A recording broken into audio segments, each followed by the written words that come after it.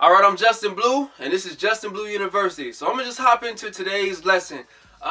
Shoot, a lot of us are outraged, not just outraged, but just effing shocked at the fact that this white man is president.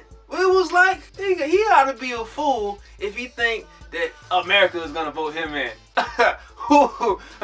Just imagine America. like America's gonna vote some racist guy in that's gonna try to get rid of all the colored people. He's hilarious. And then the election came. He was like, oh snap, you come to our Lil Wayne concert, you was turned up at the Wayne concert. You came to the Drake concert, you said nigga more than the niggas. Oh man, hey, I even seen you listening to Migos. You was trapping out the band though. You was with us, white America. Hell. And Nick, you even watch Power. You watch Power. But I thought we was cool, white America. I really did. But hey, it's my fault. It's our fault. We'll take it. No. You good. We'll take it. You know what I'm saying? Y'all been fooling us for generations. Centuries. Effing centuries, and we just keep giving y'all more chances. We really do, white America. We give you more chances, and y'all just keep effing up. Can't even season the chicken right, and we just keep giving you chances. I'm sorry, guys. I just had to get that out.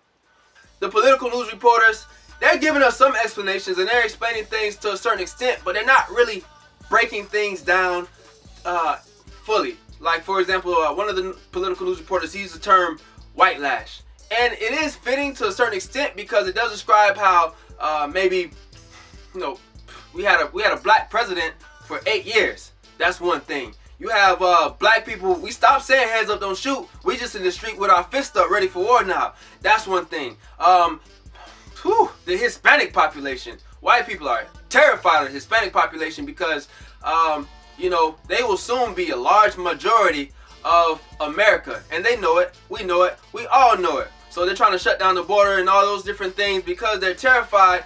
But that's the white lash, but it goes even deeper than what's been talked about. That's just scratching the surface of a larger thing. So for starts, the biggest lie that we've been told, and when I say we, I'm talking about people of color around the world, is that we are minorities. I'm going to stop calling myself a minority because I'm not a minority. The biggest lie is that we are minorities.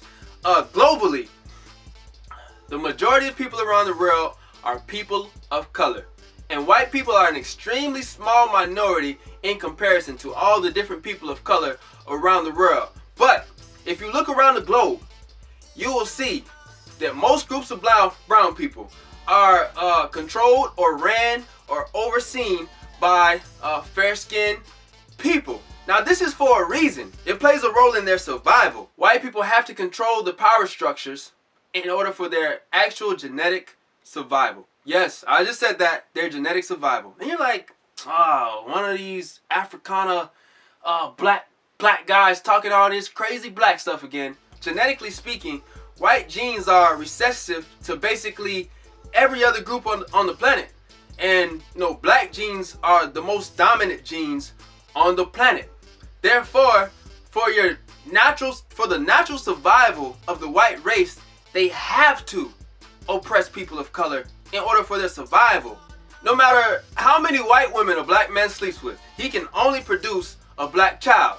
A white man can try to have sex with a black woman, but he can only produce a black child. A white man can have sex with an Indian. That child is going to be darker than the father's. So what does that mean? Back to what I said. That means that in order for the white race to survive, they have to control the power structures. They have to oppress the people. They have to make sure that the black man is incarcerated, because if they overpopulate our country, they're gonna wipe us out just by their DNA alone. They have to make sure that the brown people trying to jump the border can't come over here, because if they get to our women, oh man, we're done. And so you see that trickling over into our politics. Historically speaking, when the power structure is stable and white people have control of the power structure the way that they desire, that's when you don't see blatant racism because there's no need to see blatant racism. I don't need to fight you if I know I have control of you. You only see blatant racism when the power structure is on the verge of being damaged. So back in the day, I say back in the day, but really we're dealing with it now. But in the 70s, the 60s, the 50s, the 40s, 30s, etc., etc., every time that there would be civil rights to occur, or every time a black man gets the right to vote, or to start integrating schools, or just during these time periods, you would see numbers of KKK membership skyrocket, talking about just hitting the ceiling. And then when things got back stable again and the power structure was secure, you'll see things trickle back down and the racism will become a lot more subliminal. And so your teacher told you that racism disappeared after Martin Luther King marched, and since we have Martin Luther King Day, that everything is great and you can hold hands with Emily and Bobby and everything just be awesome. Isn't that great, guys? But that's not really the reality. Emily and Bobby are willing to hold your hand as long as they know that they're standing above you. And voting for Donald Trump was a way to secure that they are standing above you. Once the power structure is secured, that's when they go back into their I'm not racist mode. But when the power structure is on the verge of being broken, that's when you see all the white lash, as one of the other reporters gave it. So I'm Justin Blue. I just gave it to you raw and direct. Nobody else is going to tell you the truth like that. And this is Justin Blue University via justinblue.com. Like, subscribe, share, because the truth needs to be heard.